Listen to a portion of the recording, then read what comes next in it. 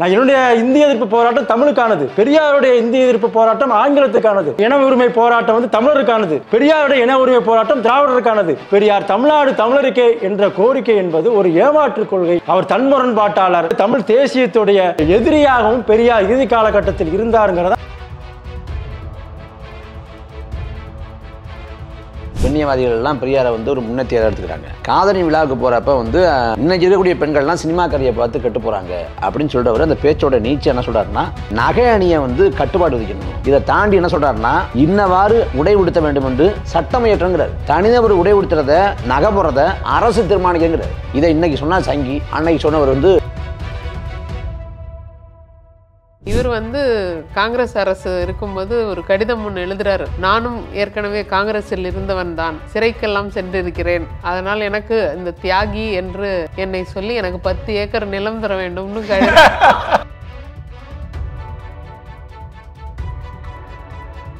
அவ்வளோ ஒரு கம்பக்கான ஒரு மோசடியான மாநாடு. இவங்க என்ன போடுவாங்கன்னா, எங்களை தென்னாட்டு கார்ல் மார்க்ஸ்னு பெரியாரை போடுந்தாருன்ட்டு குடியரசு விடுதலையில போடுறாங்க. நமக்கு உண்மையிலே வந்து சண்டே அப்சர் பத்திரிகையை நீங்க வெளியிட தயாரா? இன்னைக்கு நீங்க வச்சிருக்கீங்களா? விடுதலை அலுவலகத்தில் இருக்கு இன்னைக்கு வரைக்கும். இன்னைக்கு பெரியார் தொடரில் அதெல்லாம் இல்லாமையா இருக்கு? அருள் செல்வன் சொல்றாரு, சண்டே அப்சர் பாலசுப்ரமணியன் வரலாறு எழுதிய அருள் செல்வன் ஒரு முறை சொன்னார். என்ன சொன்னார்னா, நான் போய் கேட்கும் போது வீரமணி அவர்கள் தர மறுத்து விட்டார் அப்படின்னு அவர் பதிவு பண்ணி என்கிட்ட சொன்னார். ஒரு மணி நான் கேட்கும் போது சொன்னார், உங்கள் வீட்டில் மனைவியுடன், குழந்தைகளுடன், வேலைக்காரிகளுடன் ஆங்கிலத்திலேயே பேசுங்கள், பேச பழகுங்கள், பேச முயலுங்கள், தமிழ் பைத்தியத்தை விட்டொழியுங்கள், என்னை வையாதீர்கள், மனிதனாக வாழ முயலுங்கள். அப்ப தமிழ் படிக்கிறவங்களாம் மனுஷன் கிடையாது. இது எப்ப சொல்றாருன்னா, விடுதலை அறிக்கை 27/1/1969.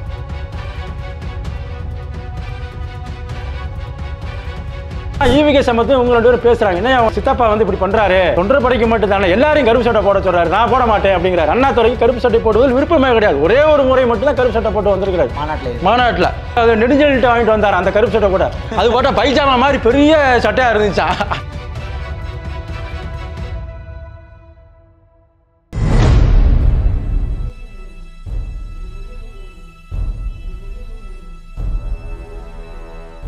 அப்போ அதையெல்லாம் கிடைத்து, ஏன்னா அண்ணா வந்து சண்டே அப்சர் பாலசுப்ரமணியோட ஒரு ஒப்பந்தம் போட்டிருக்கிறாரு. என்ன ஒப்பந்தம் போட்டிருக்கிறாருன்னு சொன்னால், சுயமரியாதை இயக்கத்தோட கொள்கை வேறு, நீதி கட்சியோட கொள்கை வேறு. இதை வந்து டெஃபினஸாக விளக்கி சொல்லிட்டு நாம் வந்து ஒரு திட்டவட்டமான ஒரு முடிவு எடுக்கணும் அப்படின்னு சொன்னார். சவுந்தரபாண்டியனார் வந்து ஒரு நாட்குறிப்பேடு எழுதுறார். திலகவதி அம்மா இருக்காங்க பாமா, அவங்க வந்து சவுந்தரபாண்டியனாருடைய நாட்குறிப்பேடு வெளியிருக்காங்க. அதில் ஒவ்வொரு நாளாக சவுந்தரபாண்டியனார் எழுதிட்டு வர்றார். பெரியார் மேலே அவர் மேலே நல்ல பற்று இருக்குது. அந்த மாநாட்டை வந்து சமாளிக்கிறவர் யாருன்னா சவுந்தரபாண்டியனார் தான். அதை குறிப்பெல்லாம் அதில் போடுறாரு. போடும்போது இவர் வந்து பிடிவாதமாக அந்த திராவிடர் கழக பேரை வந்து சூட்டினார், மிகப்பெரிய தவறு, இதை நான் ஏற்றுக்கொள்ளவில்லைன்னு அந்த நாட்குறிப்பேட்டில் சவுந்தரபாண்டியனாரே எழுதியிருக்கிறார். இந்த 44க்கு பிறகு பார்த்தீங்கன்னா எல்லாரும் வெளியேறாங்க. போட்டி நீதி கட்சிக்குழு பிடி ராஜன், ராமச்சந்திர ரெட்டின்னு ஒருத்தர், இவங்களாம் தனியாக நீதி கட்சிக்குழு வைக்கிறாங்க. ஒரு பக்கம் தமிழர் கழகம் என்று பேர் வைக்காதனால கியாபே வந்து வெளியேறாங்க.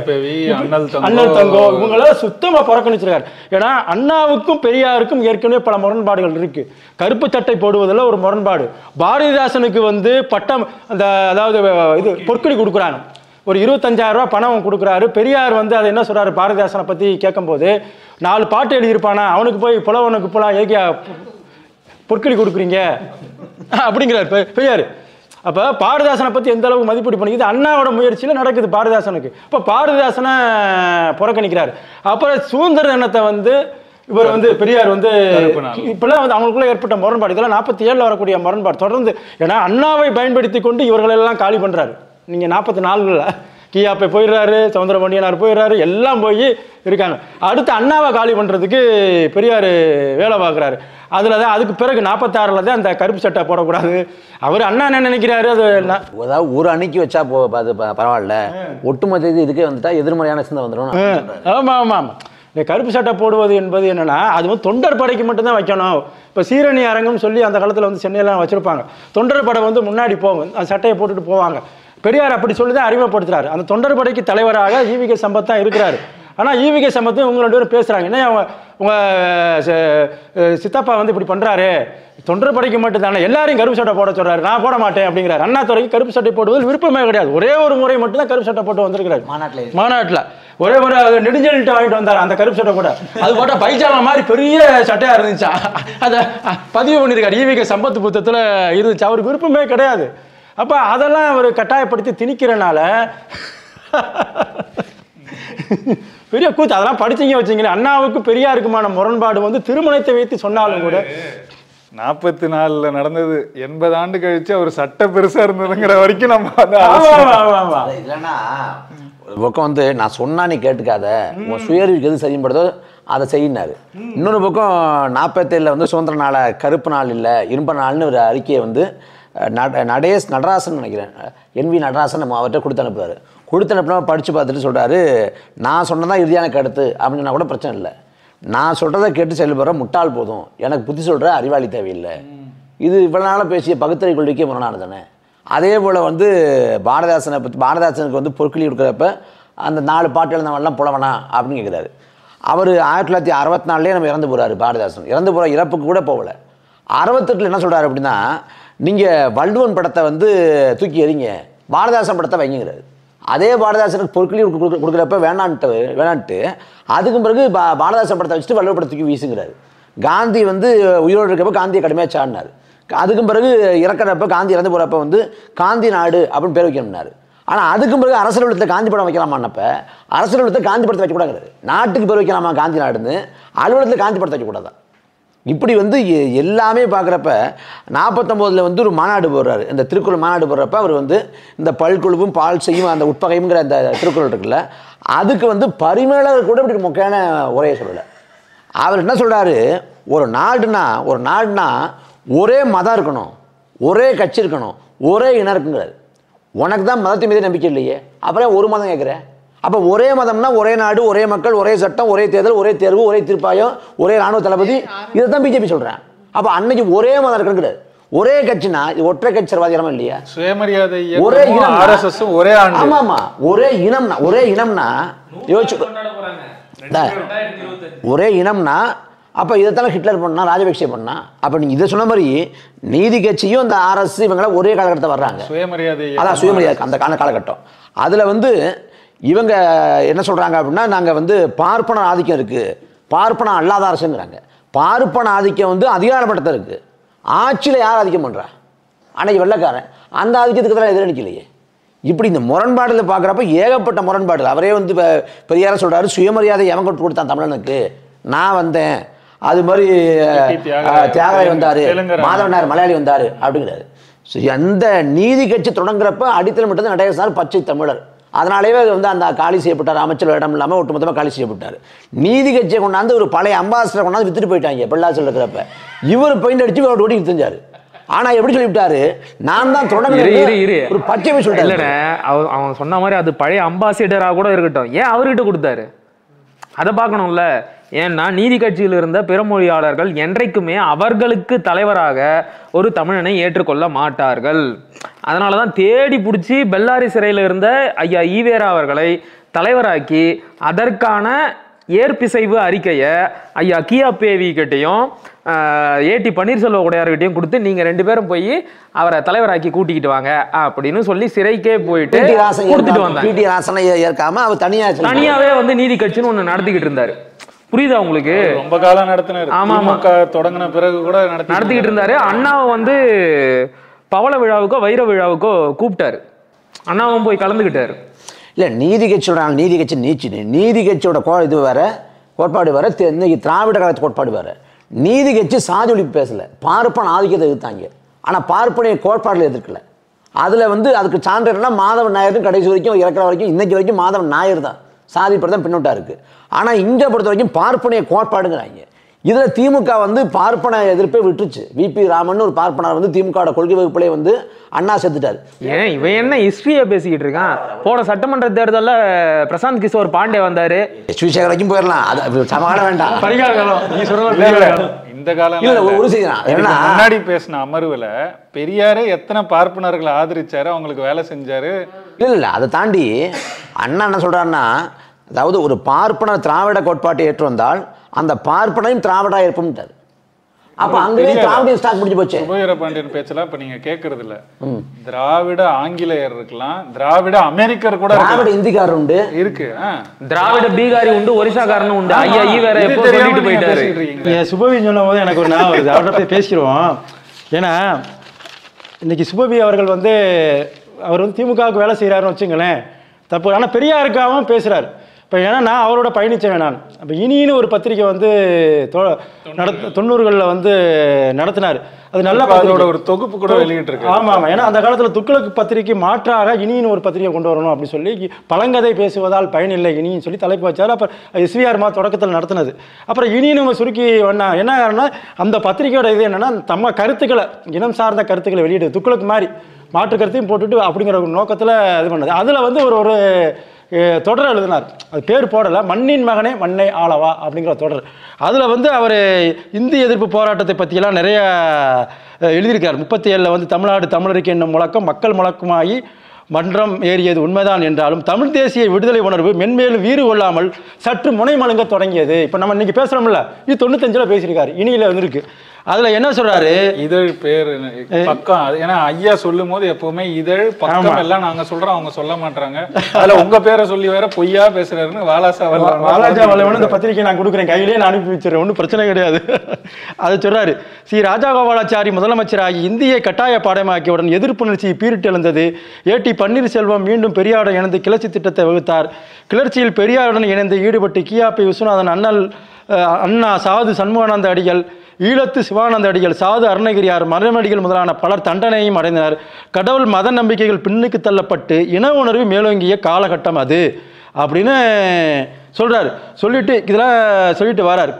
என்ன சொல்றாருன்னா, அவர் கடைசி என்ன முடிவில் சொல்ல வர்றாருன்னா, மொழிவழி தேசங்கள் உருவாகாத அன்றைய சூழலில் தேசிய இன உணர்வை, அதாவது நேஷனல் ரேஸ் முன்னிறுத்த முடியாமல் சமூக நீதியில் சரியா இயங்கினர் என்னும் நிறைவில் திராவிடர் என்னும் மரபு இன உணர்வையே எத்னிக் ரேஸ் பெரியார் உட்பட அனைவரும் முன்னிறுத்திய சூழலை நாம் இன்று உணர முடிகிறது.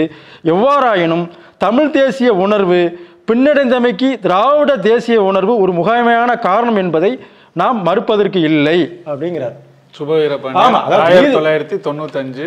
ஆமா, அப்ப உண்மையில தன்மானக்காரர். ஆமா, இடஒதுக்கீடு கொண்டு வந்து சரிதான். ஆனா அதுல ஒரு தீமை நமக்கு என்னன்னா, நாம் வந்து பிராமணர் அல்லாதவர் இயக்கத்தின் பேரில் நாம் வந்து பேசியதால தமிழ் தேசிய உணர்வு மங்கி போச்சு. இதுதான் அவர் சாரம், அவர் சொல்ல வருது.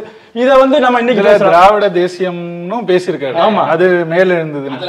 அதே சுபவீரபாண்டியன் இன்னொரு காலகட்டத்துல ஐயா நெடுமாறனோட சேர்ந்து பேசும்போது, நான் வந்து பழைய பாசத்துல திராவிடத்தை எதிர்க்க மாட்டேன்னு நண்பர்கள் சொல்றாங்க. ஆமா இருக்கு, இதுவே இருக்கு, தனியா புத்தகமே. நெடுமாறன் ஐயாவோட பேச்சும் இவரோட பேச்சு மட்டும் போட்டு ஒரு சின்ன நூலா இருக்கு என்கிட்ட. அதுல வந்து இவர் எழுதியிருக்கிறாரு, பேசியிருக்கிறாரு. நான் வந்து பழைய பாசத்துல எதிர்க்க மாட்டேன்னு சொல்றாங்க. அப்படியெல்லாம் இல்லை, இருந்தால் தானே நான் எதிர்க்க முடியும். திராவிடம் என்ற ஒரு தேசியம் இங்க எங்க இருக்கிறது? தமிழுக்கு தேசியம் இருக்கிறது, இந்திக்கு கூட இருக்கிறது, திராவிடத்திற்கு எங்க இருக்கிறது?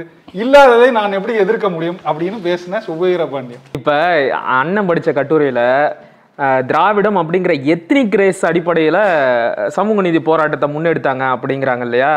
அதுவே தவறான புரிதல் தான். திராவிடம் அப்படிங்கிற சொல்ல இவங்க பார்ப்பன எதிர்ப்புக்காகவோ பார்ப்பனரை விலக்கி வைக்க வேண்டும் என்பதற்காகவோ பயன்படுத்தல. இவங்களோட நோக்கமே என்னவா இருந்திருக்கு அப்படிங்கிறத ஐயாவுடைய எழுத்திலே நான் படிச்சு காட்டுறேன். அப்போதான் இவங்க எந்த அளவிற்கு வஞ்சகமானவர்கள் அப்படிங்கிறது ஊர் உலகத்துக்கு தெரியும். ஒரு இடத்துல சொல்றாரு பாருங்க, தெலுங்கர், கன்னடியர், மலையாளிகளை தமிழர்களாக்க வேண்டுமானால் திராவிடர் என்று சொல்லித்தான் ஆக்க முடியும். திராவிடமே தமிழ், தமிழே திராவிடம் என்னும் புத்துணர்ச்சியை திராவிட மக்கள் பெறுவார்களாக. மொழி ஆராய்ச்சி 1948. இது மட்டும் கிடையாதுன்னு இன்னொரு இடத்துலையும் சொல்றாரு. இது வந்து பார்த்தீங்கன்னா இந்த திராவிடர் கழகத்துக்கு பேர் மாற்றும் போது நடைபெற்ற ஒரு சம்பவம். 1948 எழுதின கட்டுரை. அதில் வந்து குறிப்பிடுறாரு, பிராமணர் மகாசபை வைத்துக் கொள்கிறார்கள், அதனால் அவர்களுக்கு பெருமையும் உரிமையும் கிடைக்கின்றன. நாம் நம்மை சூத்திரன் என்று கூறிக்கொண்டால் உயர் சாதியானுக்கு அடிமையாயிருக்கும் உரிமைத்தான் கிடைக்கும். பார்ப்பானின் தாசி மகள் என்கின்ற பட்டம்தான் கிடைக்கும். அந்த சூத்திர தன்மையை ஒழிப்பதையே நமது முக்கிய வேலையாக கொண்டிருப்பதால் தான் அப்பெயரால் எந்தவித சலுகையோ உரிமையோ கிடைக்காததால் தான் அப்பெயரில் உள்ள இழிவு காரணமாகத்தான் அந்த தலைப்பில் அதே இழித்தன்மையுள்ள நல்லா கேட்கணும். சூத்திரர் அப்படிங்கிற அதே இழித்தன்மையுள்ள திராவிடர்களாகிய முஸ்லிம்கள், கிறிஸ்தவர்கள், வைசியர்கள், சத்திரியர்கள், வேளாளர்கள், நாயுடுக்கள், கம்மவார்கள், ஆந்திரர்கள், கன்னடியர்கள், மலையாளிகள் ஆகியவர்களையெல்லாம் ஒன்று சேர மறுத்து விடுகிறார்கள். ஆதலால் தான் நம்மை சூத்திரர் என்று கூறிக்கொள்ளாமல் திராவிடர் என்று கூறிக்கொள்கிறோம். இப்போ திராவிடர் அப்படின்னு எதுக்காக கூப்பிடுறோம்? சூத்திரன்னு சொன்னால் ஆந்திரன், கன்னடம், மலையாளி இல்லை சாதி எல்லாம் கூட நான் விட்டுடுறேன், இவங்கெல்லாம் சேர மறுத்துடுறாங்க. அதனால தான் நான் திராவிடன்னு சொன்னேன்னு ஐயாவே சொல்கிறாரு. இப்போ சில தேரடிகள் இந்த விஷயத்தை படித்து காட்டும் போது அழகாக வந்து இந்த ஆந்திரர், கன்னடியர், மலையாளி அப்படிங்கிறத மறைச்சிடுறாங்க.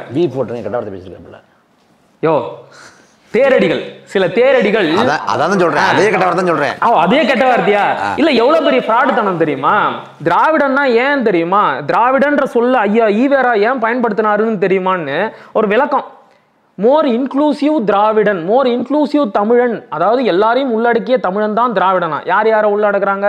எல்லா சாதிக்காரங்களோட பேரையும் சொன்னாரு. கீழே இந்த ஆந்திரர், மலையாளி, கன்னடன்னு இருக்கு தெரியுமா, இதை அப்படியே மறைச்சிட்டாங்க. மறைச்சிட்டு இதுக்காக தான் சொன்னாருன்னு. என்ன திருட்டுத்தனையா? முழுசா படி. உங்களுக்கு தமிழ்நாட்டில் இருக்கின்ற பிற மொழியாளர்கள் ஆட்சி அதிகாரத்தில் இருக்கணும், அதுக்கு உங்களோட இன அடையாளத்தை மறைச்சிக்கணும். அதுக்கு திராவிடர் அப்படிங்கிற ஒரு சொல் உங்களுக்கு தேவைப்பட்டிருக்கு. தமிழர்னு சொன்னா இவங்க யாரும் இந்த அடையாளத்துக்குள்ள இருக்க மாட்டாங்க. அதுக்காக தமிழர்களோட அடையாளத்தை மறைச்சி கொண்டு வரப்பட்டது தான் திராவிடர் அப்படிங்கிற சொல். இதை எப்போ சொல்றாரு? மொழி ஆராய்ச்சி அப்படிங்கிற கட்டுரையில 1948 இவர் திராவிட நாடு கேட்டுக்கிட்டு இருந்த அதே காலகட்டத்தில். எல்லாரும் நினைக்கிறோம்லண்ணே, ஆந்திராவில் இருந்த தெலுங்கன் எல்லாம் கேட்டான், அதனால தான் இவர் திராவிடன்னு சொன்னாருன்னு. கிடையாது, அவன் தெளிவாக தான் இருந்தான். அவன் எப்பத்துல இருந்தோ மொழிவாரி மாநிலம் கேட்டுக்கிட்டு இருந்தான். இங்க இருந்த ஆந்திரர்களுக்கு தமிழர்கள் தன்னெழுச்சி பெறுவது, இன உணர்ச்சி பெறுவது பொறுக்கலை. ஐயா ஓமந்தூரார் ராமசாமி ரெட்டியார் மிகவும் நேர்மையான மனிதர்னு சொல்றாங்க. அவர் ஒரு இடத்துல குறிப்பிடுறாரு, தமிழ், தெலுங்கு, மலையாளம், கன்னடம் எல்லாம் ஒரே தாய்க்கு பிறந்த குழந்தைகள், இவர்களை பிரிக்க நினைப்பது பாவம். மொழிவாரி மாநில பிரிவினைக்கு ஐயா சொன்ன கருத்து. ஏன் பிரிச்சா என்ன? ஏன் பாவம்னு சொல்றாரு? ஏன்னா அவருக்கும் தமிழர்கள் ஆட்சி அதிகாரத்திற்கு வருவது விருப்பம் இல்லை. புரியுதா உங்களுக்கு? அப்ப இந்த திராவிடங்கிற சொல்லுக்கு பின்னாடி எத்னிக் ரேஸு, மரபினம் அதெல்லாம் கிடையாது. இங்கே இருக்கின்ற பிற மொழியாளர்கள் தங்களுடைய ஆட்சி அதிகாரத்தை பாதுகாத்துக்கணும். தங்களோட அடையாளத்தை மறைச்சா மட்டும்தான் அது சாத்தியம். ஏன்னா பிற மொழியாளர் அப்படின்னு தெரிஞ்சிட்டா தமிழன் ஓட்டு செலுத்த மாட்டான், இவங்க ஆட்சிக்கு வர முடியாது. அப்ப என்ன பண்ணணும்? தமிழனோட அடையாளத்தை அழிச்சிரு. ஐயா வந்து சாதி பேர் வேணான்னு பேருக்கு பின்னாடி இருந்த நாயக்கர் பட்டத்தை நீக்கிட்டாருன்னு சொல்லுவாங்கல்ல, அது எந்த காலகட்டம்? அதுக்கும் முன்னாடி 1929 முதல் 29 செங்கல்பட்டு. அதான் இல்லைண்ணே, அதுக்கும் 4 வருஷத்துக்கு முன்னாடி 1926 குடியரசு இதழில் ஈவே ராமசாமி நாயக்கர் அப்படின்னு வந்த தன்னுடைய பேருக்கு பின்னாடி இருந்த ஜாதி பட்டத்தை நறுக்கிட்டாரு. ஜாதி பட்டம் இல்லாமல் அவருடைய பேரை சொல்றது மரியாதையா இருக்காதுன்னு சொல்லிட்டு நாமக்கல்லை சேர்ந்த, மன்னிக்கணும், நாகர்கோவிலை சேர்ந்த வழக்கறிஞர் பி சிதம்பரம் பிள்ளை அப்படிங்கிறவர் தான் இவருக்கு நாயக்கர் அப்படிங்கிற ஜாதி பட்டத்திற்கு பதிலாக பெரியார் அப்படிங்கிற பட்டத்தை கொடுத்ததா சொல்லுவாங்க. இது வந்து பாத்தீங்கன்னா ஐயா ஆணைமுத்து தொகுப்புல முதல் தொகுப்புலயே இருக்கு. முதல் தொகுப்பு முன்னுரையிலேயே இருக்கு. அந்த பட்டத்தை தான் 1939 தமிழ்நாடு பெண்கள் மாநாட்டில் மறுபடியும் கொடுத்து மிகப்பெரிய சீர்திருத்தவாதி அப்படின்னு சொல்லி அந்த பட்டத்தை உறுதிப்படுத்திக்கிட்டாங்க. இப்போ நீங்க ஒவ்வொரு தடவையும் அந்த ஆளை பெரியாருன்னு சொல்லும் போதெல்லாம் நாயக்கரும் ஜாதி பட்டத்தை தான் சொல்றீங்க. அதை முதல்ல மனசுல வச்சுக்கணும். சரியா? சரி, ஓகே. இப்ப இந்த விஷயத்துக்கு வர, அம்மா சொன்ன மாதிரி தன்னுடைய இன அடையாளத்தை மறைச்சிக்கணும்னு தான் அதை செஞ்சார். ஏன் தெரியுமா? உங்க எல்லாருக்கும் தெரியும், சேரன்மாதேவி குருகுல போராட்டம் 24-25 காலகட்டத்தில் நடந்துச்சு. அது வந்து எந்த காலகட்டத்திலையும் அங்கே நடந்த அநீதியை ஏற்றுக்கவே முடியாது. எல்லா மாணவர்களையும் சமமாக அமர வச்சு சாப்பாடு போட்டிருக்கணும். அந்த குருகுலத்தை நடத்திய சாவேசு ஐயர் செஞ்சது மகா பாவம், தப்பு, கண்டிக்கணும். வாவேசு ஐயர், மன்னிக்கணும் தவறாக சொல்லிட்டேன். அவர் செஞ்சதை ஏற்றுக்க முடியாது. ஆனால் அவர் ஒரு விஷயத்த சொன்னார். என்ன தெரியுமா? இது இங்கே நடக்கிற பிரச்சனை. இதில் ஒரு கன்னடனுக்கும் தெலுங்கனுக்கும் என்ன வேலை? இந்த பிரச்சனை வந்து அதன் பிறகு தொடர்ச்சியாக இது மாதிரியான பல இடங்களில் கேள்வி எழுப்பப்பட்ட உடனே இவர் என்ன பண்ணுறாருன்னா, சைலண்ட்டாக பேருக்கு பின்னாடி இருந்தால் சாதி பட்டத்தை நீக்கிறார். ஏன்னா இவரே இன்னொரு இடத்துல சொல்கிறாருல்ல, எனக்கு தாய்மொழி என்பது பிறந்த ஜாதியின் காரணமாக கன்னடம். அப்போ அவர் தான் முதல்ல ஜாதியை வச்சு இனத்தை அடையாளப்படுத்தினவர். சாதி வெறியர்னு யாரையாவது சொல்லணும்னா ஐயாவைத்தான் சொல்லணும். அது என்ன ஆண்டு? அது தன்னை சந்திக்க வர்ற எல்லாரையுமே முதல்ல கேட்குற கேள்வின்னு அது பரவலா இருக்குது. அது இப்போ கூட கம்யூனிஸ்ட் கட்சியில அம்மா சொல்லியிருக்காங்க. அதான் பேரை தவிர்க்கிறாங்க, எங்க சொல்ல தெரியாதா என்ன தவிர்க்கிறாங்கன்னா, கேட்டு ஒரு அவரோட குறிப்பேட்டில் குறித்து வச்சுக்கிட்டாரு இவங்க என்ன சாதிங்கிறாங்க. என்ன நோக்கம் அதுக்கு? இதை பாருங்க, பெருஞ்சித்தினார் எழுதியிருக்காரு பாருங்க ஜாதி பத்தி. பெரியார் அவர்கள் 4/10/66 அன்று குடியேற்றத்தில் பேசவிருந்த விளம்பரத்தில் MV சாமிநாத முதலியார் தலைமையில் பெரியார் பேசுவார் என்று வெளியிட்டிருப்பதும் 13/9/66 அன்றைய தாளில் 29/8/66 அன்று மாத்தூரில் பெரியார் தலைமையில் நடந்த திருமணத்தில் திரு ஜெகதீச முதலியார் அவர்கள் பேசினார் என்று வந்திருப்பதும் பெரியார் விழாக்குழுவின் பெயர்களை வெளிப்படுத்திய பட்டியலில் 4/10/66 அதாவது திரு ஏஏசி லூர்துசாமி பிள்ளை, திரு TM நாராயணசாமி பிள்ளை, ஆவேரா கிருஷ்ணசாமி ரெட்டியார் முதலியவரும் உலராக காட்டியிருப்பதும் விடுதலையில் சாதி ஒழிப்பு கொள்கைக்கு இடுக்கை தேடுவதாகும். லூர்து சாமி, நாராயணசாமி, கிருஷ்ணசாமி என்று திருத்தி வெளியிடுவதால் அவர்கள் எல்லோரும் வருந்துவார்கள் என்றால் ஈவே ராமசாமி நாயக்கர் என்று தினமணி சுதேசி மித்திரன் வெளியிடுவதற்காக பெரியார் மகிழ்கின்றார் என்று பொருளா? அவர் கேட்கிறார். என்னன்னா எழுத காலகட்டம் வந்து 66 கடைசி காலகட்டம். இது யார்? அதாவது இந்த பேர்ல சாதி பட்டத்தை துறந்து கிட்டத்தட்ட 40 ஆண்டுகள். ஆமா. இன்னொரு இடத்துல GT நாயுடு கூட நாயுடுங்கிற சாதி பட்டத்தோட தாண்டி கீழப்புழு சின்னசாமி வந்து அவர் அது ஈகத்தை சொல்றப்ப கடன் தொழிலாளர் இறந்து போனாரு அப்படின்னு சொல்லிட்டு அப்போ வந்து இவரை பார்த்து ஊரில் கேட்டாங்களாம், முதலியார் வாழ், இவர் பக்கத்துலேருந்து பார்த்த மாதிரி முதலியார் வாழ் அப்படின்னு குறிப்பிடுறாரு. அப்போ முதலியார் அப்படிங்கிற செய்தி வந்து இதை பார்க்குறப்ப நமக்கே தெரியும். இப்போ வரைக்கும் நமக்கு தெரியாது, இந்த செய்தியை எடுத்து போடுற வரைக்கும். இந்த 65 பாருங்க, பாலக்குறிச்சியில் வந்து பெரியார் பேசுறாரு. யாருக்கு? வரதராஜில் அவர்களுக்கு பாராட்டு விழா. அது தலைவர் யாருன்னா கிருஷ்ணசாமி நாயுடு. விடுதலையிலே வருது. இது எத்தனாம் தேதி? அந்த வரதராஜில் அவர் வந்து பாலக்குறிச்சி ஊராட்சி மன்ற தலைவர். அவருக்கு வந்து ஒரு பாராட்டு விழா. அந்த பாராட்டு கூட்டத்துக்கு பார்த்தீங்கன்னா அதுக்கு தலைமை தான் வரதராஜில் இதில் போட்டிருக்காரு. இந்த செய்தி நடந்து முடிஞ்ச பிறகு ஒரு நிகழ்ச்சி அந்த போட்டிருப்பாருங்களா, நடந்து முடிஞ்சதுன்னு, அதில் வரதராஜ நாயுடுன்னு அதில் காட்டுறாரு. இந்த கூட்டத்தில் தான் கோபாலகிருஷ்ண நாயுடு பேரும் வருது. கோபாலகிருஷ்ண நாயுடு இந்த கூட்டத்தில் தான் இருஞ்சூர் கோபாலகிருஷ்ண நாயுடு பேரும் வருது. தலைமை கிருஷ்ணசாமி நாயுடு. அப்போ வந்து இவர் வந்து இவர் 57 என்ன எதுக்காக பண்ணுறாரு? இந்திய அரசியலமைப்பு சட்டம் வந்து ஜாதியை வந்து பாதுகாக்குது, அதனால நான் கொளுத்துறேன்னு இவர் சொன்னார்ல. இவரை நம்பி நிறைய பேர் உள்ளே போனாங்க. உண்மையிலே பார்த்தீங்கன்னா இந்திய அரசியலமைப்பு சட்டத்தில் ஆலின் ஈக்குவல் தான், அனைவரும் சமம் தான். எங்கே பிரச்சனை வருதுன்னா இந்த கஸ்டம்ஸ் என்று சொல்லக்கூடிய பழக்க வழக்கங்களை வந்து சில இடங்களில் நடக்குது. அதாவது தீண்டாமை, ஏற்றத்தாழ்வுகளை கடைபிடிக்கிறதெல்லாம் இருக்குது. இதுக்கு வந்து சட்டத்தில் தண்டனை இருக்குல்ல. அப்போ வந்து பெரியார் வந்து அரசியலமைப்பு சட்டம் ஜாதியை பாதுகாப்பது என்று சொன்னால் அரசியலமைப்பு சட்டம் எப்போ உருவாக்கப்படுது? 50 வருது. நீங்கள் 50 வரும்போது எடுத்துருக்கணுமா இல்லையா? சரி, 52 தேர்தலில் பிரச்சாரம் பண்ணுறீங்களே, இந்திய அரசியலமைப்பு சட்டத்தின் அடிப்படையில் தான் தேர்தலே நடக்குது.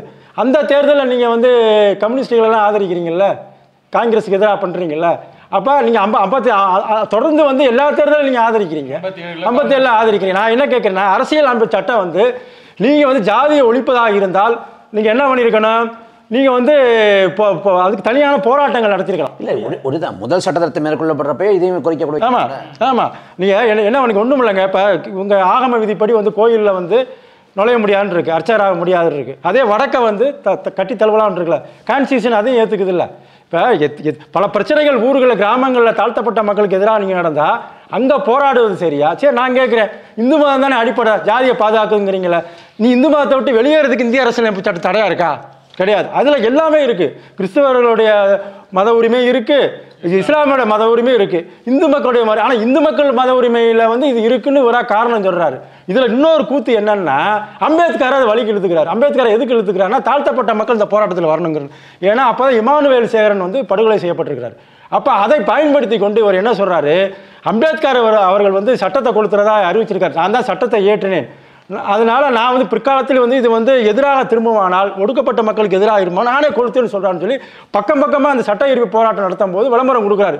ஏன்னா தாழ்த்தப்பட்ட மக்கள் தனக்கு ஆதரவாக வரணுங்கிறாரு. நான் என்ன கேட்குறேன்னா, அந்த தஞ்சாவூர் மாநாடுல நீ அறிவிக்கிற சட்டத்தை கொளுத்த போறாதா? அது தஞ்சாவூர் மாநாட்டில் என்ன சொல்றாரு, பிராமணர்கள் தான் சாதியை பாதுகாக்கிறாங்க, அவர்களெல்லாம் கொல்லணும்னு நீ சொல்லிவிட்டு அப்புறம் சட்டத்தை கொளுத்த நீங்கள் போகிற. உண்மையிலே இந்த நீங்கள் சொல்கிற அந்த முதுகுளத்தூர் கலவரம் இருக்குல்ல, தாழ்த்தப்பட்ட மக்கள்லாம் வரணும்னு நீங்கள் சொல்கிறீங்களே, அந்த பிரச்சனை யாரால? பிராமணரால் வந்ததா, பிராமணர் அல்லாதவர்களால் வந்ததா? அது சொல்லணும். அப்போ பிராமணர் அல்லாதவர்களுக்குள்ளே நடந்த பிரச்சனை அது. அப்போ நீங்கள் வந்து எல்லாமே பிராமணர் மேலே குற்றம் சாட்டுறீங்க. பிராமணர் அல்லாதவர்கள்ட்டையும் பார்ப்பனியம் இருக்கா இல்லையா? அப்போ நீங்கள் உண்மையிலே நான் என்ன சொல்கிறேன்னா, இமானுவேல் சேகரன் படுகொலை செய்யப்பட்ட போது நீங்கள் வந்து களத்துக்கு போயிருக்கணுமா இல்லையா? அறிக்கை விட்டீங்க. என்ன கோபம்னா, காங்கிரஸை ஆதரிக்கிறதுக்காக வழக்கமாக காமராஜர் ஆதரிக்கிறார், அதனால நீங்கள் வந்து அதை காமராஜர் ஆதரவான நிலை எடுத்தீங்க. இப்போ ஏற்கனவே தோழர்கள் சொன்ன மாதிரி அங்கே இவர் வெண்மணியில் கொல்லப்பட்ட போது செய்யலை இல்லை. இப்போ நான் என்ன உதாரணம் சொல்கிறேன்னா, காந்தி மேலே நமக்கு 1000 விமர்சனம் இருக்குது. ஆனால் அதே சமயத்தில் இந்தியா விடுதலை அடைந்த போது நவகாலியில் வந்து இந்து முஸ்லீம் கலவரம் ஏற்படுது. சுதந்திர இந்தியா கொண்டாட்டத்தில் ஈடுபட்டுக்கிட்டு இருக்க நேரத்தில் நான் சுதந்திரத்தில் கொண்டாட்டத்தில் ஈடுபட மாட்டேன், நவகாலி யாத்திரை போகிறேன்னு சொல்லிட்டு இந்து முஸ்லீம் பணம் வெட்டி சாய்க்கிறாங்க. அந்த பணத்துக்கு நடுவில் போய் அமைதியை ஏற்படுத்துறாரு. அப்படி நீ வந்து முதுகுலத்தூரில் போய் எனக்கா பெரியார் போயிருக்கிறாரா? போயிருக்கணுமா இல்லையா? அப்போ சாதி ஒழிப்பு என்பது இப்போ நான் சொன்ன மாதிரி தான். பல கூட்டங்களில் சாதி ஒழிப்பு மாநாடுன்னு சொல்லி கள்ளக்குறிச்சியில் ஒரு கூட்டம் நடக்குது. அந்த கூட்டத்தில் ஒருத்தர் கலந்துக்கிறாரு, எனக்கு பேர் மறந்துடுச்சு. அந்த தலைமை தாங்களூர் நாயுடுன்னு பேர் போட்டு தான் உதவி சபாநாயகர் கலந்துக்கிறார், நாயுடு பேர் போட்டு தான் நடத்துகிறார். அப்போ இவர் எக்காலத்துலேயும் சாதி ஒழிப்புக்காகலாம் இவர் வந்து எதுவுமே பண்ணலை. ஏன்னா அதான் எல்லாருமே ஜாதி போட்டு பேர் தானே அவர் கூப்பிட்றாரு எல்லாத்துக்கும். அப்போ அடிப்படையில் வந்து பெரியாரை பொறுத்த வரைக்கும் என்னென்னா, நாம் ஏற்கனவே பேசின மாதிரி தான் எந்த தளத்தில் நின்று அவர் வெற்றி பெற்றிருக்கிறாரு அப்படின்னு சொல்லணும். ஜாதி ஒழிந்த தமிழ்நாடு அப்படின்னு நீங்கள் சொல்கிறீங்களா, அவர் என்ன எல்லாத்தையும் சொல்கிறார். தெளிவாக என்ன சொல்கிறாருன்னா, இந்திய அரசியலமைப்பு சட்டத்தை வந்து கடுமையாக சொல்கிறாரு. இந்த இந்திய அரசியலமைப்பு சட்டத்தை வந்து தானே சொல்கிறீங்க ஜாதியை பாதுகாக்குதுன்னு.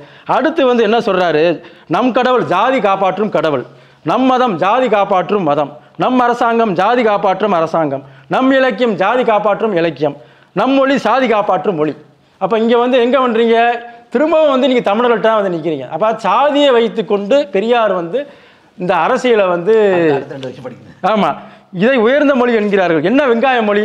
2000 வருடங்களாக இருக்கிற தமிழ் மொழி சாதியை ஒழிக்க என்ன செய்தது? மொழி மீது என்ன இருக்கிறது? ஏதோ மொழி மீது நம்முடைய பற்று விவரம் தெரியாமல் சிலருக்கு பற்று. எந்த இலக்கியம் சாதியை ஒழிக்கிறது? நெஞ்சையெல்லும் சிலப்பதிகாரம். இல்ல, இவர் என்ன நினைச்சிட்டாருன்னா, இவர் இறங்கி சாலைக்கு ரோட்டுக்கு வந்து எங்கேயும் போராட மாட்டாரு. படத்துல இருக்கிற தமிழ் தாய் டக்குன்னு அங்கிருந்து குதிச்சு வந்து இறங்கி போராடி இருக்கணும். அது போராடல, படமா இருந்து வேடிக்கை பார்க்கறதுல. அதனால மொழி வந்து சாதியை வளர்க்குது. மொழியை பிடிச்சிட்டு அந்த வகை வைக்கிறார். இப்ப தோழர் இதெல்லாம் பகுத்தறிவு கருத்தா? ஒரு மொழி எப்படி சாதியை எதிர்க்கும்? மொழியை பயன்படுத்துற நீ தான் அந்த மொழியை பயன்படுத்தி எதிர்க்கணும். இந்த அறிவு கூட இல்லாதவர் பகுத்தறிவு பகலவன்னா. அதோட நீங்க அதை சொன்னதுனால நான் இதை படிச்சே ஆகணும். அவரு என்ன சொல்றாரு, என்னை பின்தொடர்பவர்கள் அறிவாளிகளாக இருக்க வேண்டியது இல்லை, முட்டாள்களாகவும் இருக்க வேண்டியது இல்லை, பகுத்தறிவு கூட கொஞ்சம் அடகு வைத்து விட்டுத்தான் என்னை பின்தொடர வேண்டும் அப்படின்னு தூத்துக்குடி மாநாட்டிலே பேசுறாரு. எந்த தேதி? தூத்துக்குடி மாநாடு எந்த தேதின்னு தெரியல, எடுத்துடலாம். நான் தமிழர் நாட்டில் ஐயா குறிப்பிட்டிருக்கிறாரு. ஆமாம், அந்த புத்தகத்தில் குறிப்பிட்டது. அந்த மாதிரி அதே போல் இப்போது ஐயா வந்து பாரதிதாசனுக்கு சொன்னாங்கல்ல 25,000 ரூபாய் கொடுத்ததுக்கு சொன்னாருன்னு. ஆனால் இவர் வந்து காங்கிரஸ் அரசு இருக்கும்போது ஒரு கடிதம் ஒன்று எழுதுறாரு, நானும் ஏற்கனவே காங்கிரஸில் இருந்தவன் தான், சிறைக்கெல்லாம் சென்றிருக்கிறேன், அதனால் எனக்கு இந்த தியாகி என்று என்னை சொல்லி எனக்கு 10 ஏக்கர் நிலம் தர வேண்டும்னு அதுல வந்து அது ஐயா எழுதியிருக்காங்க. அதுக்கு அந்த நிலம் தந்தானா என்னன்னு தெரியல, ஆனா இந்த இது பதிவாயிருக்கு, நீங்கள் எனக்கு தர வேண்டும்னு, நானும் ஒரு தியாகி, நான் காங்கிரஸ்காரன். இல்ல, விடுதலை கிடைக்கும் போது அதை கருப்பு நாள்னு அறிவிக்கிறாரு. அதுக்கு முன்னாடியே நீங்களே எங்களை ஆட்சி செய்யுங்க அப்படின்னு சொல்லி ராணிக்கு கடிதம் எழுதுறாரு. இதுவும் ஒரு கடிதம். எல்லாத்தையும் செஞ்சுட்டு இங்க விடுதலை பெற்ற பிறகு எனக்கு நிலம் ஒதுக்குங்க, தியாகி தான் நானும். இது ஒரு கேள்வி கேட்கணும்னு நினைச்சேன். எப்பவுமே அதிகாரத்து பக்கம் நின்று இருக்காரு. வெள்ளைக்காரன் காலத்துல வெள்ளைக்காரன் பக்கம் நின்று இருக்கிறாரு, நீதி கட்சி காலத்துல நீதி கட்சி பக்கம் நின்று இருக்கிறாரு, அப்புறம் காங்கிரஸ் காமராஜர் காலத்துல காங்கிரஸ் பக்கம் நின்று இருக்கிறாரு, அதுக்கு பிறகு திமுக வந்தோடனே திமுக பக்கம் நின்று இருக்கிறாரு. சாதியிலையும் அப்படிதான், சாதியிலையும் அந்த சாதி ஆட்கள் கூட தான் இவர் எப்படி ஆதிக்கத்து. இது எப்படி ஒரு விடுதலை கருத்தியலாம்? ஆதிக்கத்தோ இல்லைன்னா அதிகாரத்துக்கு பக்கத்திலே நிக்கிறவன் எப்படி விடுதலை காணவனா இருக்க முடியும்? இது என்ன மாதிரி அரசியல்? இல்லை, இது இளைஞர்களுக்கு தெரியணும்னு தானே நம்ம இவ்வளோ நேரம் பேசுகிறோம். ஏதாவது இந்த பெரியார் மண்ணு, பெரியார்னா யார் பெரியார் அப்படின்னா அண்ணன் கேட்குறாங்களே, உங்கள் பெரியார், தந்தை பெரியார், எந்த பெரியார்னு, இந்த பெரியார எது அப்படின்னு. அதாவது இந்த பணத்துக்காக எதுவும் பேசக்கூடியவர் தான் பெரியார். அவங்க சொன்னாங்க, ஆர்கே சண்முகம் செட்டியார் வந்து 100 ரூபா கொடுத்துக்கிட்டு இருந்தார், அப்புறம் ஐயா கொடுக்கல நிறுத்தினோன்னா இன்னொரு சம்பவத்தை நான் உதாரணம் சொல்கிறேன். நம்முடைய இவர் இருக்கார் அண்ணாமலை அரசர் சார், அண்ணாமலை சார் பெரிய பணக்காரர், பெரியாருக்கு நெருங்கிய நண்பர். அவருடைய 60ஆம் ஆண்டு பிறந்தநாள் வருது, 1941ஆம் ஆண்டு. அதில் அவர் என்ன பண்ணுறாரு, பிறந்த நாளில் வந்து பிராமணர்களுக்கு வந்து 60வது நாளை முன்னிட்டு என்ன பண்ணுறாரு, 60 வீடு கொடுக்குறாரு, 60 பசுமாடு கொடுக்குறாரு, எல்லாம் கொடுத்து முடிச்சிட்டாரு.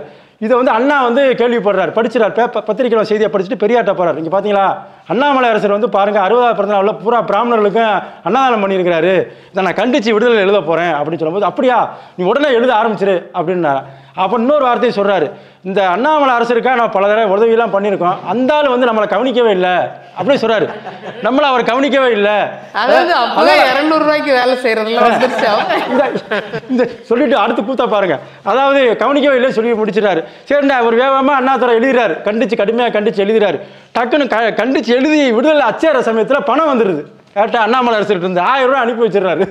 அது 1000 ரூபா வச்சோன்னே, இந்தங்க 1000 ரூபா அனுப்பியிருக்கு, என்ன செய்யலாம் அப்படின்னு சொல்லும்போது, நீ பாராட்டி எழுதிரு இன்னுமே அப்படின்றாரு.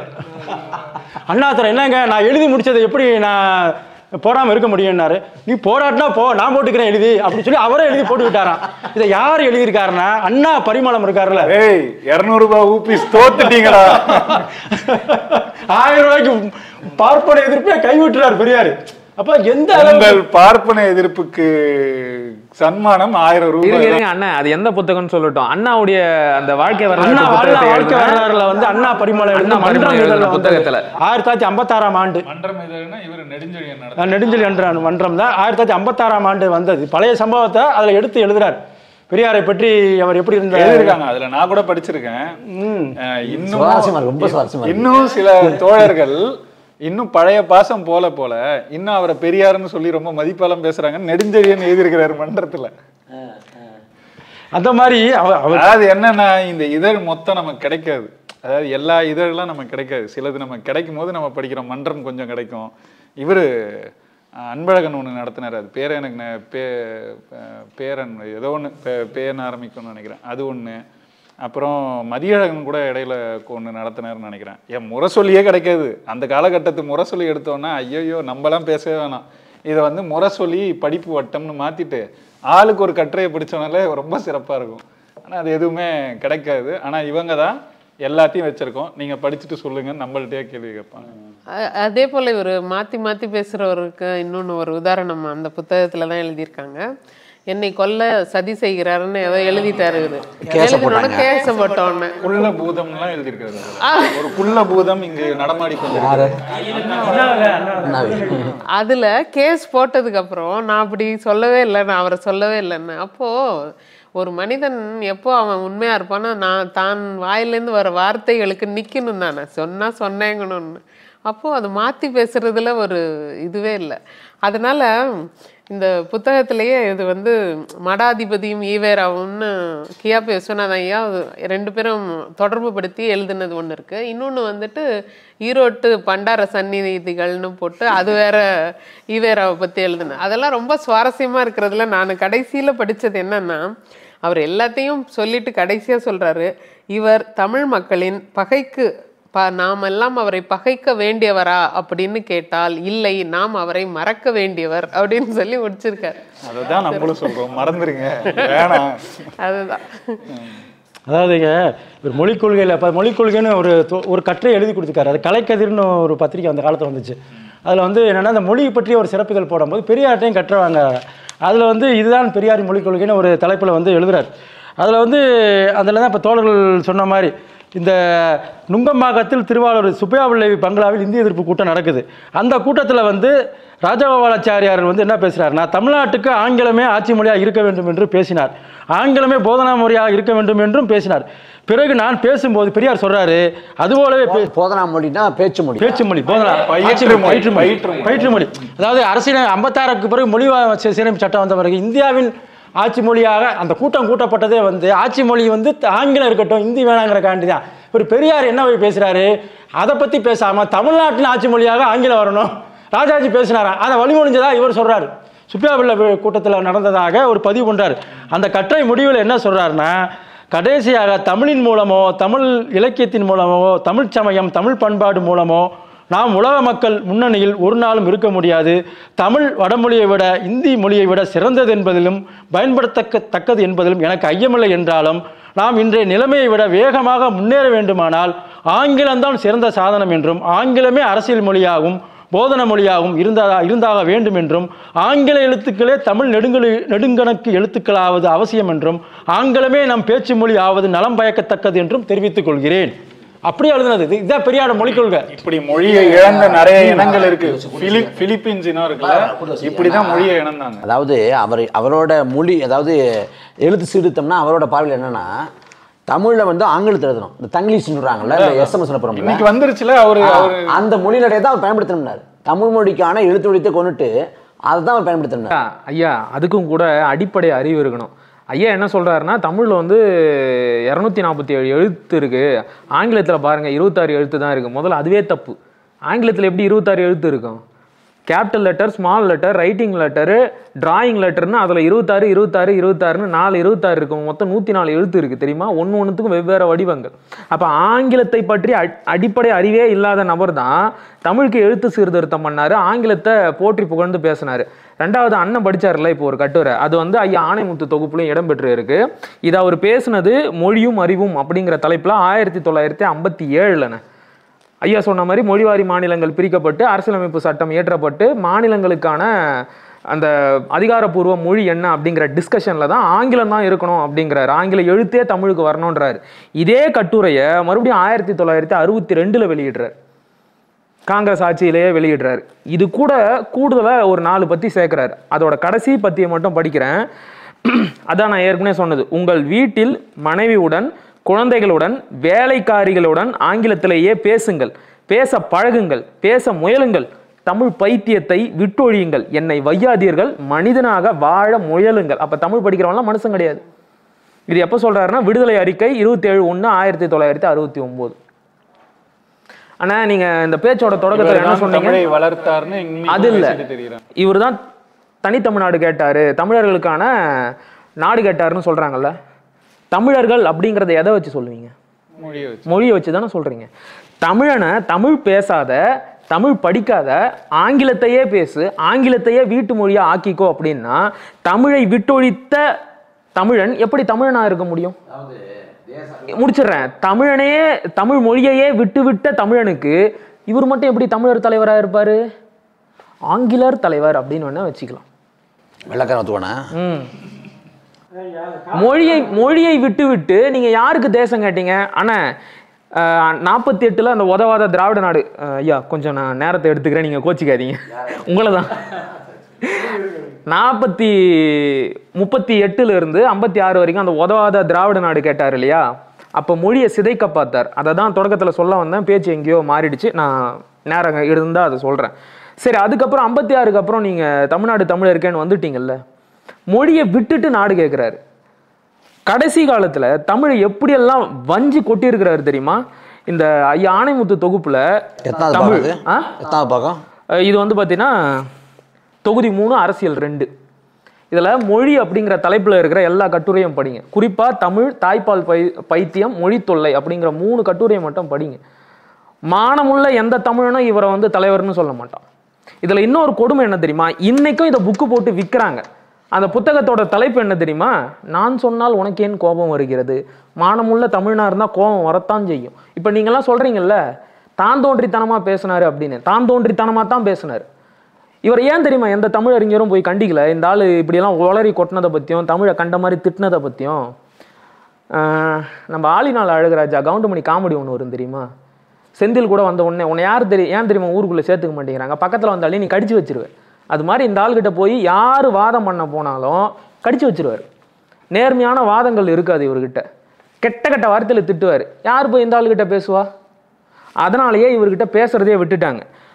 திமுக ஆட்சிக்கு வந்த பிறகு ஏதோ தெய்வாதீனமாக பெரிய அதிசயமாக தமிழுக்கு ஒரு கேடு நேர்ந்தால் நான் பதவியிலேயே இருக்க மாட்டேன்னு கருணாநிதி சொல்லிட்டாரு. தமிழ்னா மனுஷனா இல்லை வேற மொழியா? மொழி. கேடு நேர்ந்தால் நான் வந்து பதவியிலேயே இருக்க மாட்டேன் அப்படின்னு சொல்லிட்டாரு. பக்கத்து வீட்டுக்காரர் தமிழரசன் யாராவது இருந்திருப்பாங்க. அதுக்கு சொல்றாரு, இருக்காருன்னு நினைக்கிறேன். அதுக்கு சொல்றாரு, அட பாவமே, மந்திரி கலைஞர் கருணாநிதி தமிழுக்கு கேடு வந்தால் மந்திரி பதவியை விட்டு விடுவேன் என்று எதற்காக சொல்ல வேண்டும்? அந்த ஆள் சொன்னதே ஒரு நடிப்பு. ஏன்னா அது வேற கதை, அது உள்ள போய் பேசினா அது வேற டாபிக் போயிடும். நான் இப்போ இதை மட்டும் சொல்றேன். ஏன் அனாவசியமாய் முட்டாள்கள் வைத்த கண்ணியில் மாட்டிக்கொள்ள வேண்டும்? அடுத்ததா, அப்துல் காதருக்கும் ஆடி அமாவாசைக்கும் என்ன சம்பந்தம்? நம் வீட்டில் தமிழ் பேசுகிறோம், கடித போக்குவரத்து, நிர்வாகம், மக்களிடம் பேச்சு, இவைகளை தமிழில் நடத்துகிறோம், சமயத்தை, சமய நூல்களை, இலக்கியத்தை தமிழில் கொண்டு இருக்கிறோமே, சரி இதற்கு மேலும் தமிழ் தாயின்னு யாராவது இருந்தால் என்னை மன்னிக்கிட்டோம், இதற்கு மேலும் சனியனான தமிழுக்கு என்ன வேண்டும்? இதை பேசுனது வந்து விடுதலை தலையங்கம் 16/3/1967. அதாவது இப்போ பெரியார் ஏன் தமிழை காட்டுமிராண்டி மொழின்னு சொன்னால் நம்ம ஆட்கள் என்ன விளக்கம் கொடுப்பாங்கன்னா, புராண இதிகாசம் எல்லாம் குப்பையாக இருக்குது அதனால் சொன்னாருன்னு சொன்னாங்க. ஆனால் உண்மையிலே பெரியார் வேறு விளக்கம் கொடுக்குறாரு. எப்போ சாகிறதுக்கு ஒரு வருஷத்துக்கு முன்னாடி 1972 கலைமகளில் அதில் வந்து கலைமகள் செய்தியாளர் கேட்குறாரு, தமிழை காட்டுமிராண்டி பாஷை என்று நீங்கள் குறிப்பிட்டீர்களே அப்படி சொல்லும்போது பெரியார் சொல்கிறார், ஆமாம் சொன்னேன், என்ன தப்பு, ஒருத்தன் சண்டை போட்டுக்கிட்டு தமிழில் திட்டுறானே, எப்படி திட்டுறான், அவன் அம்மா, அக்கா, பொண்டாட்டி எல்லாவற்றையும் இழுக்கிறான். அவரே வந்து அந்த இடத்துல அவங்க போட முடியாதனால அவன் ப்ராக்கெட்டில் போட்டிருக்கான். இந்த இடத்துல சில நடைமுறை தமிழ் வசதிகளை உதாரணத்துக்கு குறிப்பிடுகிறார் பெரியார். அவற்றை நான் எழுதாமலே வாசகர் புரிந்து கொள்ளக்கூடுமே, செய்தியாளர் அவரே போட்டேன், நீங்களே புரிஞ்சுக்குங்க அப்படின்ட்டேன். அதுக்கு அடுத்து சொல்கிறாரு, அதே மாதிரி சண்டை வந்து இங்கிலீஷில் திட்டினா பூல்னு திட்டலாம், இடியட்டுன்னு திட்டலாம், தமிழில் திட்டுற மாதிரி கேவலமாக திட்டுறதுண்டா? அதுவும் கிராமங்களில் பெண் பிள்ளைகள் சண்டை போட்டுக்கிறத கேட்டால் நான் சொல்கிறத உங்களுக்கு புரியும் அப்படின்னு கேட்கும்போது இதுக்கு வந்து ஆமாஞ்சாமி போடுறதுக்கு பக்கத்தில் ஒருத்தர் உட்கார வச்சிருக்காரு. என் சம்பந்தம் ஏனையா இங்கே சென்னையில் மட்டுமா என்ன வாழுது, அதை விட மோசமாக இருக்குது, அவர் சம்பந்தம் மோசமாக இருக்குது அப்படின்னு சொல்கிறாரு. பெரியார் தலையாட்டிய வரைவும் அப்படியா, அப்போ நான் சொன்னதில் என்ன தப்பு, இந்தி மேலே இருந்த துவேஷம்தான் தமிழ் மேலே எனக்கு அன்பாக மாறிச்சு, அதுதான் உண்மை, குழந்தைகள்லாம் வீட்டில் இங்கிலீஷில் பேசணும். அப்போ தெளிவாக சொல்கிறார், எப்போ சாகிறதுக்கு ஒரு ஆண்டுக்கு முன்னாடி எவனோ பெரியாரை திட்டிப்பான் போல இருக்கு தமிழ். இல்ல இல்ல ஆங்கிலத்துல சண்டை போட்டா எப்படி திட்டிக்குவாங்கன்னா ஃபூல் இடியட்டா, அதை தாண்டி இதுக்கு தெரியல. ஆமா இல்லைண்ணே, அதுக்கும் கூட ஒரு பெரியாரியவாதிய புத்தகம் போட்டு இருக்கிறாரு ஐயா நலங்கிள்ளி. ஆங்கில மாயை அப்படின்னு ஒரு புத்தகம் எழுதியிருக்கிறாரு. இந்த திராவிடர்களோட அதீத ஆங்கில மோகம் இருக்கு இல்லையா, அதை கண்டித்து ஐயா வந்து ஒரு புத்தகம் போட்டார். மிக சிறப்பான புத்தகம். நம்ம திராவிடர்கள் எல்லாம் வாங்கி படிக்கட்டும். ஆங்கிலம் எந்த அளவிற்கு பிற்போக்கான மொழி, மூட நம்பிக்கை நிறைந்த மொழி, பெண்களுக்கு எதிரான மொழி அப்படிங்கிறத 5 தலைப்புகளில் தெளிவாக சொல்லியிருப்பார். ஐயா ஈவேரா அவர்களுக்கு ஆங்கில அறிவே இல்லை அப்படிங்கிறது இதை படித்தா தெரிஞ்சிடும். எந்த அறிவும் இல்லாமல் வெள்ளைக்காரனை பார்த்து அவனை மாதிரியே ட்ரெஸ் பண்ணிக்கணும், அவனை மாதிரியே நடந்துக்கணும் அப்படிங்கிறதுக்காக ஆங்கிலத்தை படின்னு சொன்னார். இது எப்படி தெரியுமா இருக்கு, எதையோ பார்த்து ஏதோ ஒன்று சூடு போட்டுக்குச்சின்னு சொல்லுவாங்கல்ல, அது மாதிரி தான். ஆனால் நாம ஏன் சூடு போட்டுக்கணும், நாம இயல்பிலேயே புலிகள் தான். நான் ஏன்டா பூனையை பார்த்து கோழத்தனமாக நடந்துக்கணும்? அதுக்கு வழிகாட்டிய தலைவர் தான் ஐயா ஈவேரா அவர்கள். இல்லை, இதில் இன்னொரு விஷயமும் நம்ம பேசணும். என்னன்னா, வெளிப்பார்வைக்கு தான் ஆங்கிலேயர்கள் என்னவோ பெண்ணுரிமையெல்லாம் பேசின மாதிரி இருக்குது. ஆனால் அப்படி கிடையாது. அவங்கள உள்ள அந்த நடைமுறையெல்லாம் பார்க்க போனால் ரொம்ப கட்டுக்கோப்பான ஆட்கள்.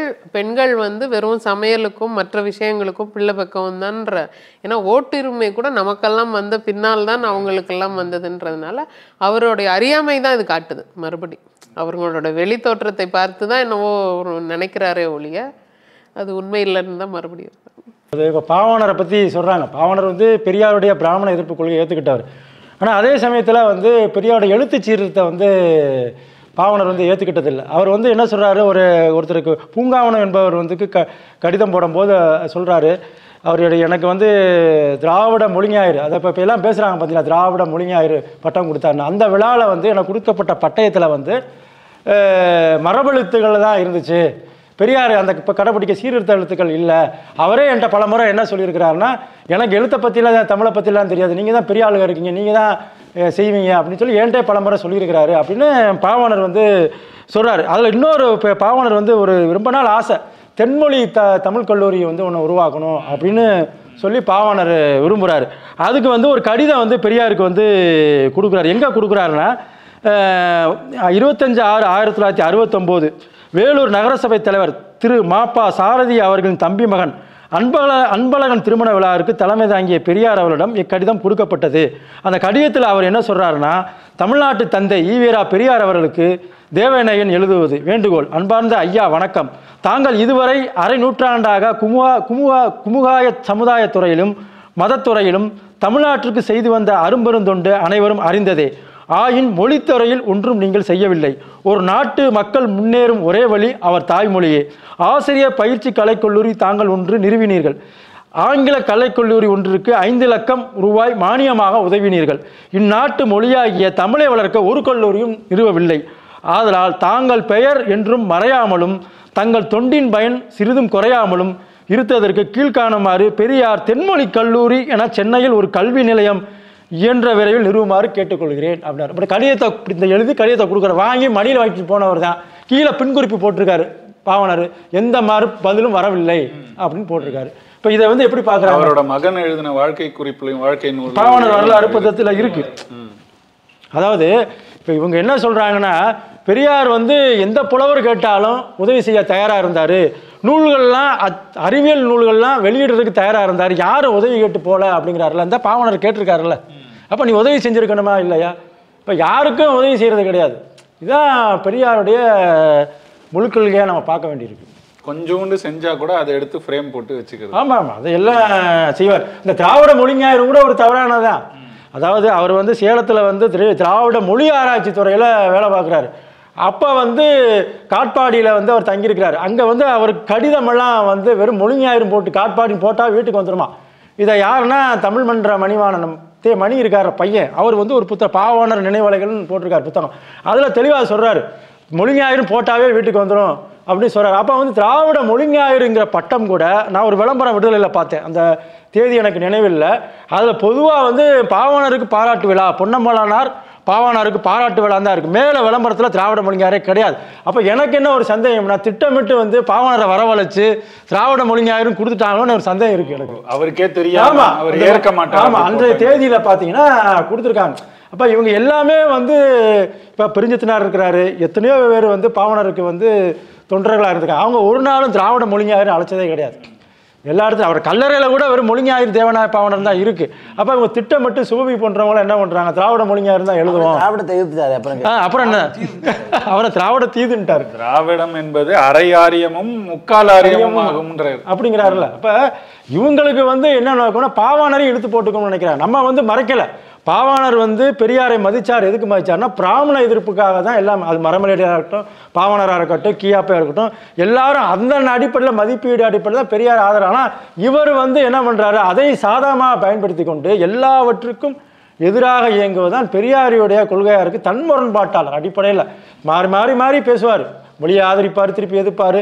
ஒரு திராசில் வந்து இவங்க சொல்கிற மாதிரி ஒரு பெரியார் பேச நல்ல விஷயங்கள்லாம் அடுக்குனீங்கன்னு வச்சிங்களேன், கெட்ட விஷயங்களை அடுக்குன்னா அதான் மேலே தூக்கும். அவ்வளவு கனமானது கெட்ட விஷயங்கள் பெரியார்கிட்ட. புரிஞ்சுக்கிறது அதான். நம்ம வந்து ஒருத்தரும் ஒரு காலகட்டத்தில் வந்து ஒரு நிலை எடுத்திருக்கலாம். இப்போ மாப்போசி தவறு செஞ்சுருக்கலாம், அவரெல்லாம் ரொம்ப பிற்காலத்தில் தவறு செஞ்சார். ஆனால் பெரியார் வந்து இந்த ஆண்டு ஒரு முடிவு எடுப்பார், அடுத்த ஆண்டு ஒரு முடிவு எடுப்பார், அதுக்கு அடுத்த ஆண்டு ஒரு முடிவு எடுப்பார். நான் என்ன கேட்குறேன், பெரியார் தனித்தமிழ்நாடு கேட்டார் சொல்கிறாங்கல்ல, தனித்தமிழ்நாட்டுக்கு எதிரான கட்சி எது? காங்கிரஸ் கட்சி தான். அந்த காங்கிரஸ் கட்சியோட கொள்கை திட்டம் என்னென்னா சோசியலிச ஜனநாயகம் படைப்பது தான். அது வந்து ஆவடி காங்கிரஸோட திட்டம். பெரியார் என்ன பண்ணுறாரு, 65 வாக்கில் அகில இந்திய தலைவராக காமராஜர் வந்துடுறாரு. அவர் வந்து இப்போ லால் பகதூர் சாஸ்திரி வந்து ரஷ்யாவுக்கெல்லாம் போயிட்டு வந்து அந்த பிரச்சாரத்தை தீவிரமாக எடுக்கிறார். காமராஜரும் தமிழ்நாட்டுக்குள்ளே வந்து ஜனநாயக சோசியலிசத்தை வந்து வலியுறுத்தி பேசுகிறார். பெரியார் வந்து என்ன எடுத்திருக்கணும், 65 இந்திய எதிர்ப்பு போராட்டத்தில் வந்து மாணவர்களை வந்து பக்தவச்சலத்தோட இராணுவம், குறிப்பாக அது நேருவோட அரசாங்கம் தானே சுடுது. அப்போ பெரியார் வந்து அது சுடுதல் நியாயப்படுத்துறாரு. 4 காலிகளை போட்டிருந்தா செத்துருப்பாங்க. அதுக்கு பிறகு எவ்வளோ பேர் செத்தாங்கிற வரலாறு நமக்கு இருக்குது. 3 மாதங்கள் நடக்குது அந்த போராட்டம். அதன் பிறகு ஒரு 5வது மாதத்திலிருந்து ஜனநாயக சோசியலிசத்தை கொண்டு வரும். அதன் மூலமாக தான் ஜாதியை ஒழிக்க முடியும். நேருவோட கொள்கையை ஆதரித்து பேசுகிறார். 65 மே மாதத்திலிருந்து 3 மாதங்கள் அந்த கூட்டத்தில் 2 இடத்துல பேசுகிறார். காங்கிரஸ் கட்சி சாதி ஒழிப்பு கட்சி அப்படின்னு பேசுகிறார். எப்படி காங்கிரஸ் கட்சி சாதி ஒழிப்பு கட்சி ஆகும்? நீ தான் காங்கிரஸை விட்டு வெளியேறி வந்த அந்த காலத்தில் சாதிய பாதுகாப்பு சட்டப்படி கூட நீக்கலை. அப்போ இவர் பேசுகிறார் கூட்டங்களை 2 விஷயத்த எல்லா ஊர்களையும் பேசுகிறாரு. இந்த நீங்கள் 65ஆம் ஆண்டு மே மாதத்துலேருந்து ஒரு 2 மாதம் நீங்கள் விடுதலை எடுத்து படிச்சிங்கன்னா கண்ட இடத்துல பேசுகிறார். எப்படி ஜனநாயக சோசியலிச கட்சியாக இருக்க முடியும் காங்கிரஸ்? இன்னொரு இடத்துல மாணவர்களை திட்டி பேசுகிறார். நான் மாணவர்கள் வந்து காலித்தனம் பண்ணிட்டாங்க. இவருக்கு என்ன மாணவர்கள் அடிப்படை கோபம்னா, அந்த 65 போராட்டத்தில் வந்து திருச்சியில் இருந்தால் வேன் கிளம்புது, விடுதலை பத்திரிக்கை பல ஊர்களுக்கு அனுப்புகிறாங்க. இந்த மாணவர்கள் போராட்டத்தை எதிர்த்து எழுத படித்த மாணவர்கள் வேனை பிடிச்சி அடித்து உடச்சி எரிஞ்சுறாங்க, விடுதலை பத்திரிக்கை தீயிட்டு கொளுத்து எரிஞ்சுறாங்க. இந்த கோபத்தினால என்ன பண்ணுறாரு, பெட்ரோலும் கையில் வந்து தீப்பெட்டியும் வச்சு கத்தியும் வச்சுங்க, தீப்பெட்டி வச்சுங்க அப்படின்னு கோபத்தில் பேசுகிறார். தான் பாதிக்கப்பட்டவர். அப்போ அதுக்கு முன்னாடி நீங்கள் சொல்லலை, அப்போ தன்னோட வண்டி பாதிக்கப்பட்டோன்னா நீ எதுக்கு அதை எழுதுற, நீ எதுக்கு இப்போ அதில் இப்போ போராடியவர்களாம் சாதாரண மாணவர்கள் தானே. நீ வந்து என்ன சொல்கிற, சாதாரணமாக நேருவோட உறுதிமொழியாக பேசுகிறாரு. 63ல் நேருவின் உறுதிமொழி அளிக்கப்பட்டு விட்டது, இனிமேல் இந்தி திணிக்கப்படாத உறுதிமொழி அளிக்கப்பட்ட பிறகு எதற்காக இந்த போராட்டத்தை நடத்தியிருக்கிறது, என்ன மீறி இந்தி வந்துருமா, இவரை நம்ப சொல்கிறாரு, எல்லாம் முன்னாடி வாங்க அதோட பொருள் என்ன மீறி வந்துருமா அப்படிங்கிறாரு. அப்புறம் இன்னொரு சாவி இதழ் மணியன் பேட்டியில் சொல்கிறாரு, இந்தி மத்திய அரசு செலவில் படிக்க வைக்கிறேன், படிச்சுட்டு போவேன். வீடன் இதழுக்கு சொல்கிறாரு, இந்தி மத்திய அரசு செலவு பண்ண போகிறேன், சர்வேயர் படிப்புக்கு நீ படிக்கிறது இல்லையா, அந்த மாதிரி இதை படிச்சு விட்டு போவேன், ஓசியில் படிச்சுட்டு போ, அவன் செலவில் படிச்சுட்டு போ, அவன் காசில் படித்தா லாபம் தானே அப்படிங்கிறாரு. அப்போ எந்த அளவுக்கு வந்து இவர் ஒன்று ஆடு பகை குட்டி உறவுங்கிறப்ப இதுதான். நீங்கள் வந்து தமிழ்நாடு விடுதலை அப்படின்னு பேசினா காங்கிரஸை எதிர்க்கணும், காமராஜரை எதிர்த்திருக்கணும். காமராஜர் என்ன தீமையான கொள்கை இருக்கிறாரோ அதை நீங்கள் எதிர்த்திருக்கணும். அதை பேசாமல் நேருவோட ஜனநாயக சோசியலிசத்தை பற்றி பேசுனீங்கன்னு சொன்னால் அது எந்த அளவுக்கு காங்கிரஸுக்கு ஆதரவான கொள்கை அப்படிங்கிறத முடிவு பண்ணணும். அப்போ அடிப்படையில் தமிழ்நாடு தமிழருக்கே என்ற சாகும் வரைக்கும் அவர் எடுத்த உள்ளீடு என்பது இருக்குல்ல, அவர் பேசியிருக்கலாம் வடநாட்டுக்கு நாங்கள் அடிமையாக இருக்க மாட்டோம், அதெல்லாம் உண்மைதான், மறுக்கலை. உள்ளீடு தமிழ் தேசியம், தமிழ்நாடு விடுதலை கோரிக்கையோட உள்ளீடு தமிழ் மொழி பாதுகாப்பு, தமிழ் நிலம் பாதுகாப்பு, தமிழ் இனம் பாதுகாப்பு, தமிழோட இறையாண்மை, இந்த நாளும் இருக்கணுமா இல்லையா? யாருக்காக தமிழ்நாடு விடுதலை வாங்க போற? நான் என்னுடைய இந்திய எதிர்ப்பு போராட்டம் தமிழுக்கானது, பெரியாருடைய இந்திய எதிர்ப்பு போராட்டம் ஆங்கிலத்துக்கானது, என்னுடைய இன உரிமை போராட்டம் வந்து தமிழருக்கானது, பெரியாருடைய இன உரிமை போராட்டம் திராவிடருக்கானது, என்னுடைய தாயக உரிமை போராட்டம் என்பது தமிழ் நில மீட்புக்கானது, பெரியாருடைய தாயக மீட்பு என்பது திருச்சி அளவுக்கு கன்னியாகுமரி அளவுக்கு நிலம் இருந்தால் போதும் என்ற அளவுக்கு சுருக்கி கொண்ட ஒரு பார்வை தான் பெரியாருடையது. அப்போ எதிலுமே வராதவர் தான் பெரியார். தமிழ்நாடு தமிழருக்கே என்ற கோரிக்கை என்பது ஒரு ஏமாற்று கொள்கை. அவர் தன்முரண்பாட்டாளர், தமிழ் தேசியத்துடைய எதிரியாகவும் பெரியார் இறுதி காலகட்டத்தில் இருந்தாருங்கிறதா அவருடைய வரலாறை படிக்கும்போது நமக்கு தெரிய வருகிறது. அதனால இப்போ வரைக்கும் இவங்க எல்லாரும் பேசினதுபடி தேசியம்னா என்னன்றதுல தொடங்கணும். அதில் தமிழருக்கான தேசியம் எது, அதில் உண்மையிலே ஈவேராவோட பங்களிப்பு என்ன, அந்த பங்களிப்பின் அடிப்படையில் அவர் உண்மையிலே ஒரு தமிழ் தேசியவாதியான்னு பார்த்தா இல்லை அப்படிங்கிறது தான் நிறுவப்பட்டிருக்கு. இவங்க இன்னும் ஏகப்பட்ட சான்றுகள் எல்லாம் வச்சுட்டு உட்காந்துருக்காங்க. அந்த புத்தகங்கள் எல்லாம் பாருங்கள். அதாவது இதெல்லாம் பேசணுன்னா இன்னொரு 2 நாள் இது தொடரும். அதனால் இதோட முடிய போகிறது இல்லைன்னு நினைக்கிறேன். ஈவேரா பக்தர்கள் இதோட நிறுத்திக்கிட்டாங்கன்னா நம்மளும் அடுத்த வேலையை பார்த்துட்டு போகலாம். இல்லை தொடருவோம், அவர் தான் தமிழ் தேசிய தலைவர், அவர் தான் தமிழர்களுக்கு எல்லாமே செஞ்சவர், நாகரிகம் இல்லாத நாய் நரியாக இருந்த தமிழர்களுக்கு கோமணம் கட்டி விட்டார்னு மீண்டும் பேசுவீர்களானால் உடையப்பட்ட பிம்பம் மீண்டும் மீண்டும் உடைக்கப்படும். நன்றி, வணக்கம்.